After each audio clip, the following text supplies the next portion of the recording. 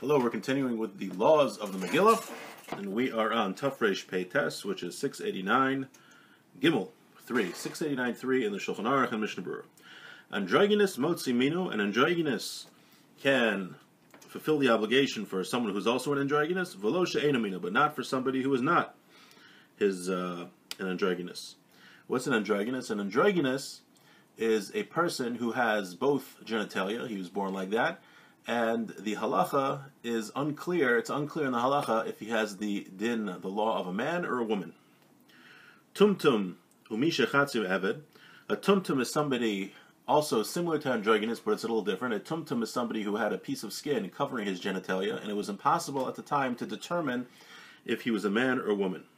Umisha chatzu eved, someone who's half a slave. Afilu mino ena motzi. He can't even fulfill his obligation for someone who's also half a slave. So you have somebody who's half slave, half free. Could be he had two masters and one master let him free and the other one didn't. So he has the status of a half slave, half free person. We're going to see what that says, that by a slave, some say that a slave can't even read, a half slave, can't even read the Megillah for himself. So now the Mishnah Berurah is going to explain a little more what's going on here. Gimel, androgynous. We're talking about somebody who was born with male and female genitalia.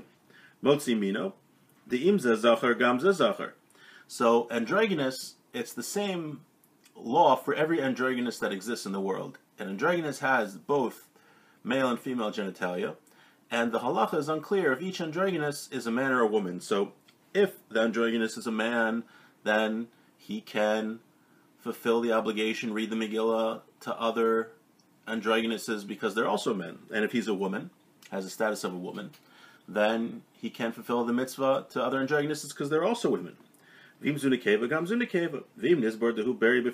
if he's a separate gender, like a third gender or something, the other androgynous would also be. So one androgynous would have the status of every other androgynous. But a tumtum of velosha enomino, the shemas and the keva, the hasheni hu zachar. Now, an androgynous can't fulfill the obligation for a man or a woman. Why? Because a man has a higher level obligation. So an androgynous, we're not sure if he's a woman, then he can't fulfill the obligation for a man. We discussed earlier that women should not read the Megillah for men. So an androgynous also should not read the Megillah for a man because he might have the halacha of a woman, and a woman wouldn't be able to fulfill the obligation for a man. And even those that hold that a woman could exempt a man, this is worse. Because you need the person who is exempting others, you need it to be clear if he's a man or a woman, because halacha clearly defines the differences between man or woman here. We're talking about androgynous as someone who has who's born with a physical abnormality. So we're not talking about any of the modern transgender, things like that. This is someone who was born with physically ambiguous genitalia. He has both genitalia here. I believe the term is hermaphrodite or intersex. Okay. Now, Yud Beis, tumtum afilu mino ena motzi. So now that we said a tumtum can't be motzi another tumtum. Now, a tumtum is a little different than an androgynous.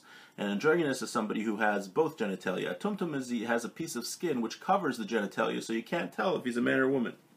Right, and back in the day, they didn't have surgical procedures to be able to determine this. The Shema says, Zachar v'zanakeva. Now, the reason,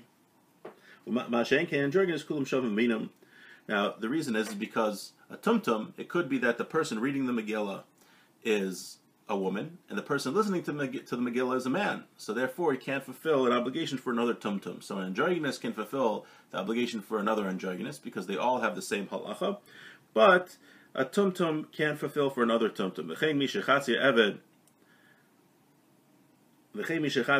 Someone who's a half slave. Now, the reason that a half slave, half free person can't exempt somebody else from their obligation of Megillah, another half-slave, half-free person, because the part of him which is half-slave is not obligated in the Megillah, so that part can't fulfill the obligation for somebody else who is part-free. Yesh omrim da'afilu es atzmo. Some say that a half-slave, half-free person even can't fulfill the obligation himself. Zelokaya tumtum. This isn't talking about tumtum. Rakei chatzim v'chatzim necharin. Demishum delo asit tzad avdus. So this is all according to the opinion that says that a woman can't exempt a man. So somebody who is a half slave, half free, wouldn't be able even to read Megillah for himself, because what's happening is that half of his obligation is because he's free, and half of it is because he's slave. So the half-slave is a lower level, so he can't even, when he's reading the Megillah, that wouldn't even fulfill it for himself, because half of his obligation is coming from a half-slave, so that doesn't work to fulfill the obligation of the half-free. So this doesn't come up so much nowadays. In fact, I've never heard it coming up, but it's very interesting in halacha to see how these things are formatted, and these actually do have, I'm talking about the half-slave, half-free. From what I understand, the other things are somewhat rare, more rare. But these things do come up in halacha. The tumtum androgynous more so comes up. Okay. Dalet. Let's do Shulchan Aruch Dalet. Hashermei Megillah Mishahun Mudar Hana Mimeno Yatsa. And the Mishnah Berurah writes, the mitzvahs lav lehenas din lo mikra hana va'ayin le'el. The case there is, let's say there's such a thing in halacha that you can make a vow or a neder, a vow. You can say that I hate this person. I'm swearing that I never get benefit from this person. Okay, so you hate him so much, that's what you do. Now let's say he's the guy who's chosen to read the Megillah. Do you fulfill your obligation? You said you're never going to get benefit from him, so you do fulfill the obligation. And the reason is, as the Mishnah Berurah writes, is because mitzvahs lav lehenos nitnu. Mitzvahs were not given, are not called pleasure, are not called enjoyment in this sense. When you say that you're not going to get enjoyment or pleasure from this person, you make that oath, mitzvos are not included in that. Okay? So very interesting, while not so common laws, but definitely interesting, and then some of them actually do come up, you'd be surprised. Okay, wishing everyone a beautiful day.